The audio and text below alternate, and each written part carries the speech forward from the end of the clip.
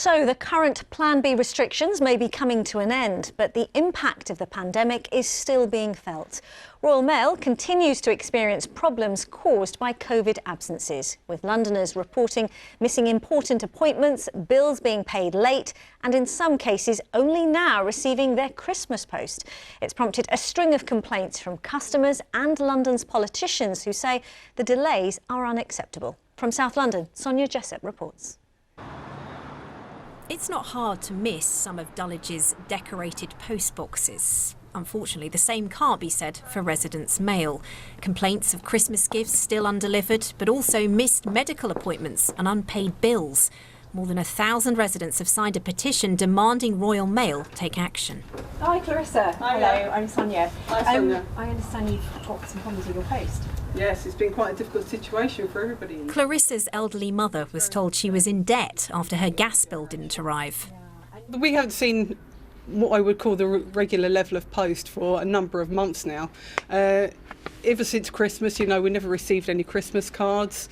The bills that would normally come in, we haven't received them. Thankfully for our house, we pay them all through direct debit, But my daughter, even for example, it's her birthday at the beginning of January. She hasn't even had the cards that she's been expected from, the wider family to come into the house. It's been quite sad, really, for her. It must be so hard, particularly for this. In Peckham, Claudia is still waiting for a letter from the tax office that she needs to start her new job next week. Luckily, her bosses are understanding, but she worries for others. Imagine if you have a letter from the hospital for an appointment and you get your letter after the appointment date. I mean, you're missing some things important in your life.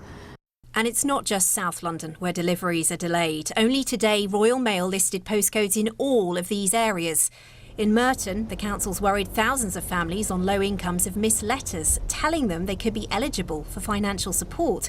The leader says Royal Mail have given no explanation. I wrote to them a month ago asking for details about what measures they're putting in place to make sure the post does get there.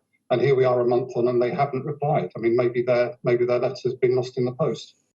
Well, Royal Mail has apologised. It says that it is experiencing some local issues with staff sickness and COVID isolation, and it says it will be providing targeted local support to those offices affected. It is the people that we are seeing on a daily basis, the representatives of Royal Mail, who can receive quite a negative response from the public, and that's not fair because it's not down to them. For now, many residents are still waiting for their post and for answers from Royal Mail. Well, on that note, we did ask Royal Mail to join us on tonight's programme or in the near future to discuss the issues raised, but we were told they weren't able to arrange an interview at this time. And Royal Mail, if you're watching, the invitation still stands. However, Sonja is here and we really have had a lot of reaction on this, haven't we? Yeah, we've had emails from across London. Please do keep them coming. I think a lot of the frustration actually I've heard today is with the response from Royal Mail. Their line that this is temporary local issues. Many residents say it goes far beyond that. I mentioned that petition in Peckham and in Dulwich. More than 1,000 residents have signed. Now, they say these problems go back long before COVID. They believe to the closure of a sorting office in 2017.